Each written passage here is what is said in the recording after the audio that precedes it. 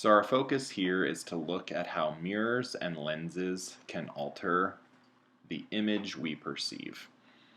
We already looked at this concept of flat mirrors and how that causes our brain to create an image behind the mirror.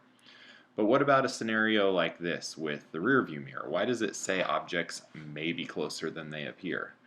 Well, it's more obvious when we look at this little mirror stuck to the mirror. It's some sort of curved mirror that's causing the difference.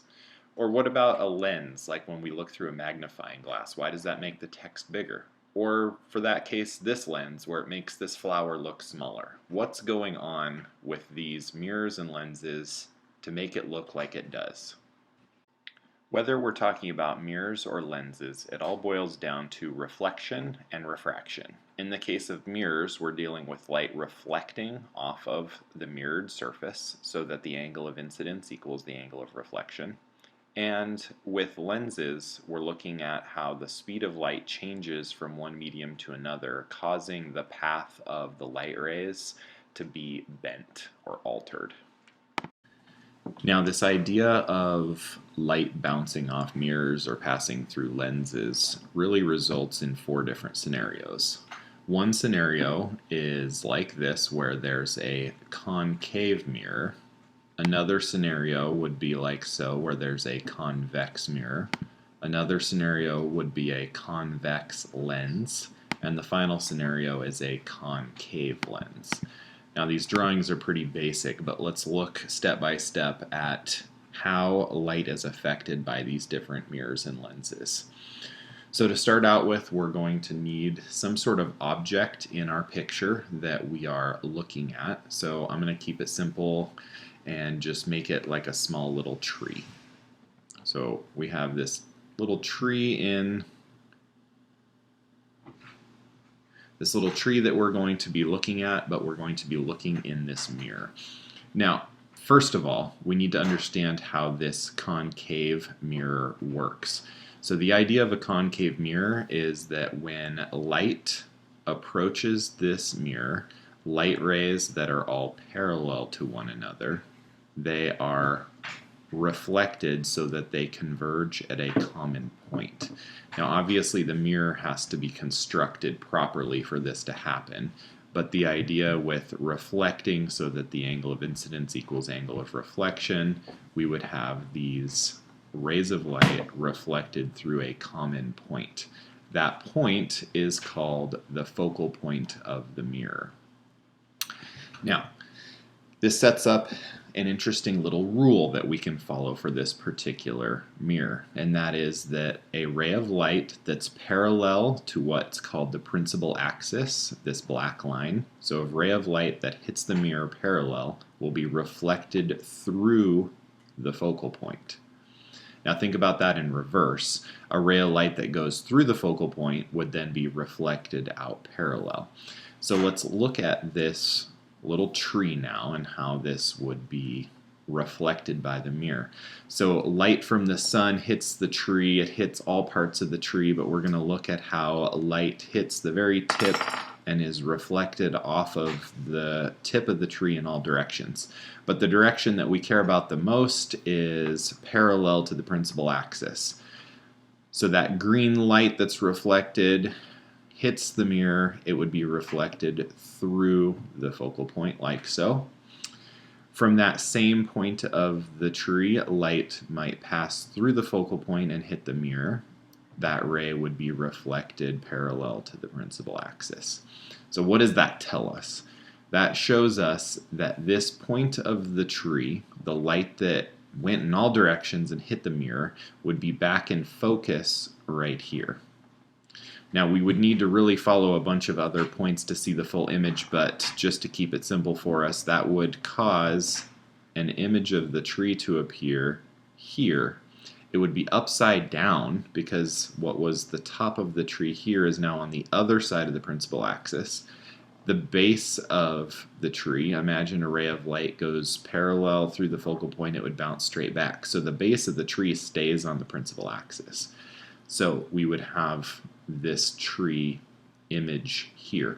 Now, this is a real image, or what's considered a real image, because if we took a card of paper and put it right there, then all points of light from this tree would be in focus right there. So you could actually see this tree on a piece of paper right there. If you looked into the mirror to see this tree, it would be small and upside down. Craziness. Okay, let's look at a convex mirror and consider the same scenario where we have a tree sitting in front of the mirror, and then we're looking in the mirror. Now, before we draw lines for the tree, let's think about how light in general is affected here. Rays of light that come in parallel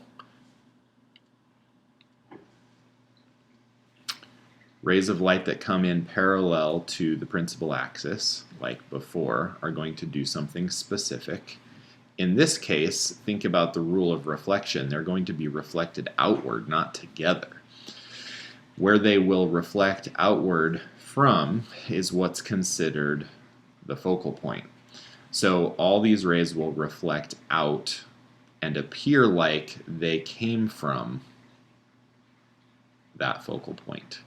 Now the focal point's behind the mirror, but the rays will be reflected like they came from there. Now let's look specifically at a ray of light coming from the tree.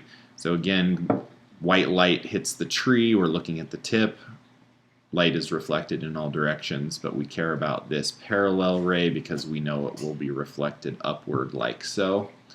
A ray of light that is intended to go to the focal point would then be reflected out parallel. So what does that mean for the tree?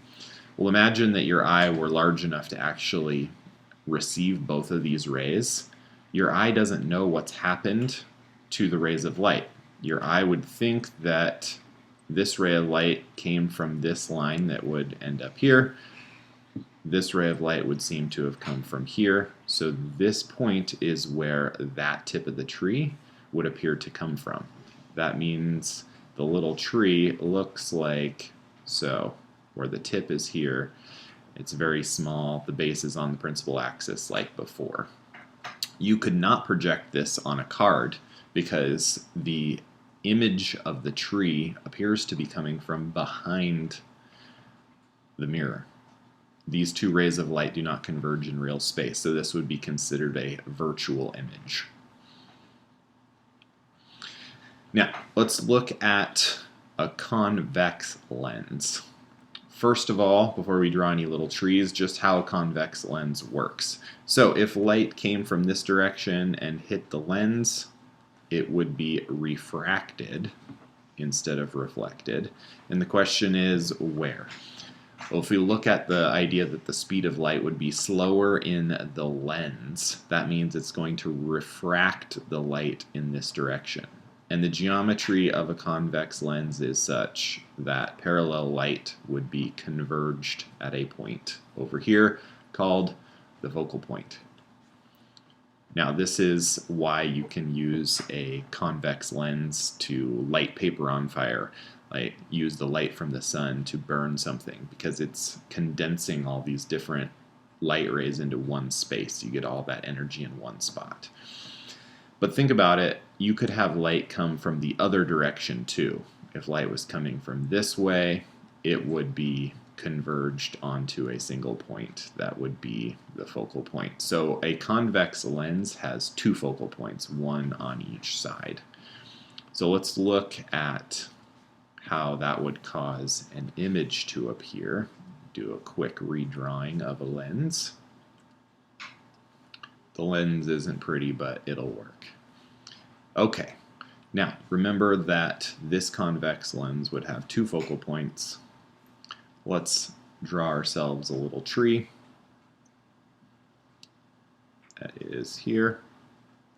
And now we're asking, what would that look like? What would rays of light do as they pass through the lens? Well, just like before, white light hits the tree. The green is reflected in a bunch of different directions, but the directions we care about are the ones that hit the lens and the ones that we can trace.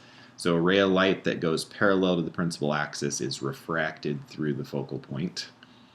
We've already used that focal point, so now we're considering this one, a ray of light that goes through the focal point, hits the lens, and is refracted parallel. So that means that that point of the tree, the tip of the tree, is recreated in a way here. Our entire tree, if we redrew the whole thing, since that's the tip of the tree, would be like so.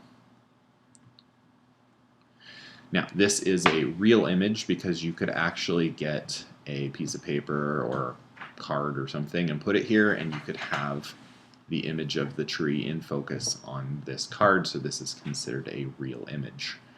If you looked at something in the distance using a convex lens, it will appear upside down like so. Now, if you bring the object inside the focal length, something different happens. So if we had the object here, I'm going to draw it just as an arrow for simplicity's sake. Now rays of light would act a little differently. Rays of light hit the tip of the arrow, parallel light goes through here. Now we've already used this focal point, so somehow we have to have light go through this focal point, but it can't. So it's more like light appearing to come from that focal point goes out parallel. Now, those two rays of light both appear to have come from a common source. They both appear to have come from back here.